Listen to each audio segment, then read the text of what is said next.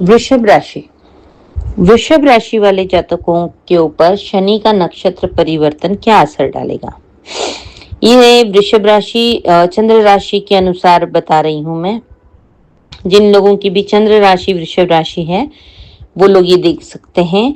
और प्रत्येक राशि के 3 नक्षत्र होते हैं, तो आप ये भी देख लीजिए, मैंने मेंशन किया है इसमें कि कौन से नक्षत्र वाले को लाभ मिलेंगे या कौन से नक्षत्र वाले को सावधानी रखनी है। तो वृषभ राशि 3 नक्षत्रों के अंतर्गत आता है, कृत्तिका, भरणी और मृगशिरा। ये 3 अलग अलग नक्षत्र होते हैं। शनिदेव अभी तक उत्तरा भाद्रपद, जो उनका स्वतः का नक्षत्र है, उसमें गोचर कर रहे थे। अब 17 मई से शनिदेव बुध के नक्षत्र रेवती नक्षत्र में गोचर करेंगे और लगभग 1 साल से अधिक एक नक्षत्र में शनिदेव रहते हैं।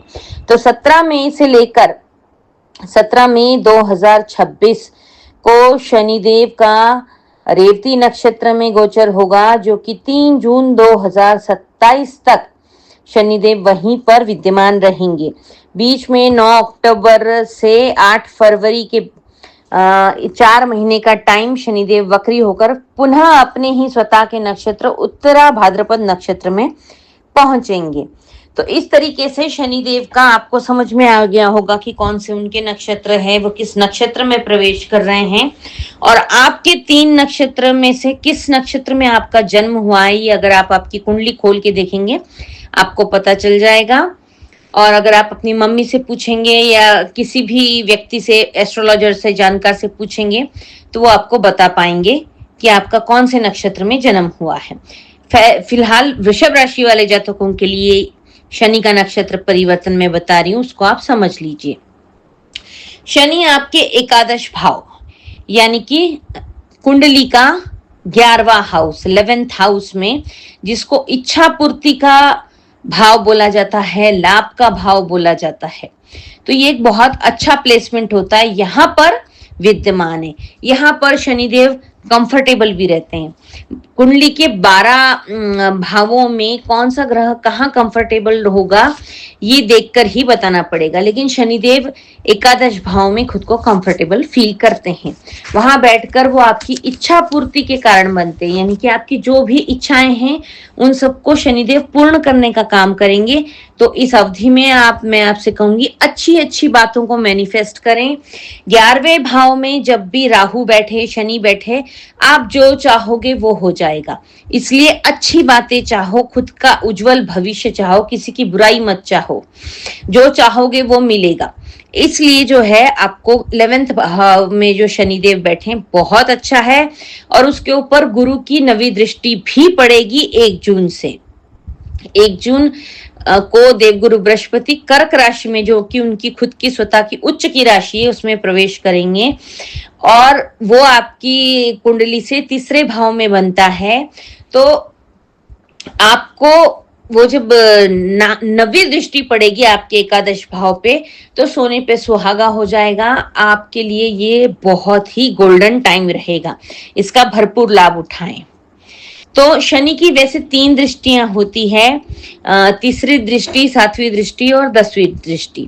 अब कौन आपके कुंडली के कौन कौन से हाउस के ऊपर शनिदेव की कहां कहां से दृष्टि पहुंच रही है देख लेते हैं। शनिदेव वैसे भी जहां बैठते हैं उस घर का कभी नुकसान नहीं करते हैं, पर उनकी दृष्टि जहां जहां पड़ती है उसके अकॉर्डिंग आपको रिजल्ट मिलता है। तो शनिदेव की पहली दृष्टि जो है, 3री दृष्टि होती है, वो आपके प्रथम भाव पे पड़ रही है। यानी कि प्रथम भाव पर आपका एक अच्छा डेवलपमेंट होगा। प्रथम भाव यानी कि आपका लग्न, उसके ऊपर पड़ रही है। तो आपके लिए ये एक अच्छा संकेत होगा कि आपका अपने आप में आप अपना काफी विकास करेंगे। उसके बाद उनकी दृष्टि, दूसरी दृष्टि जो है कि 7वीं दृष्टि है, वो आपके 5th हाउस में पड़ रही है, जो कि पढ़ाई लिखाई का स्थान है, संतान का स्थान है, लव अफेयर्स का स्थान है। शनिदेव की दृष्टि वहां पर पड़ना, यानी कि जो बच्चे पढ़ने लिखने वाले हैं उनको बहुत मेहनत करनी पड़ेगी। शनिदेव को कोई भी कौतूहल यानी कि बारीक से बारीक मिस्टेक भी पसंद नहीं है, तो आपको बहुत परफेक्ट होना पड़ेगा। पढ़ेंगे लिखेंगे तो बहुत अच्छा रिजल्ट मिलेगा। जो लोग प्रेम में अपने हैं अगर वो व्यक्ति उनके लिए सही है, वो रिश्ता सही है, तो वो आपके जीवन में आगे बढ़ेगा, स्थिरता से टिका रहेगा। और अगर वो स्थिर नहीं है तो शनिदेव की दृष्टि की वजह से आपको एक रियलिटी चेक मिलेगा और आपको आगे बढ़ने में सहायता मिलेगी। इसके बाद शनिदेव की 10वीं दृष्टि जो है वो आपके अष्टम भाव पे पड़ रही है।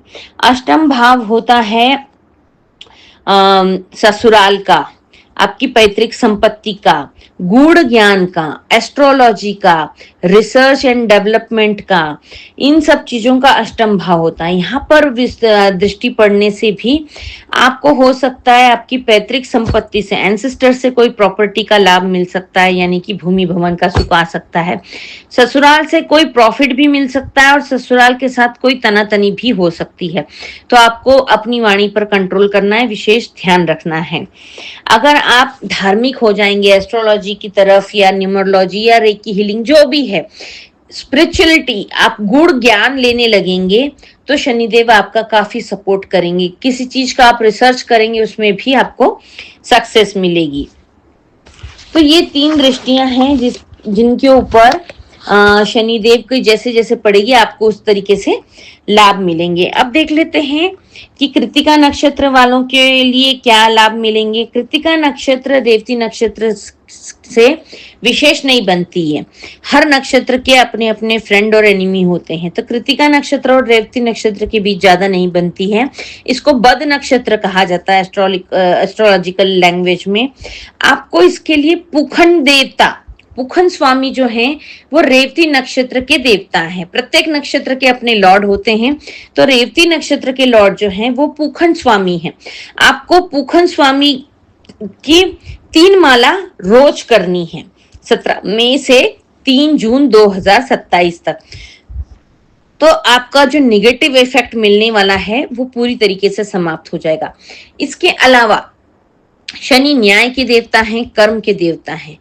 आप अगर न्याय प्रिय न्याय संगत काम करेंगे, शनि आपको कभी प्रताड़ित नहीं करेंगे।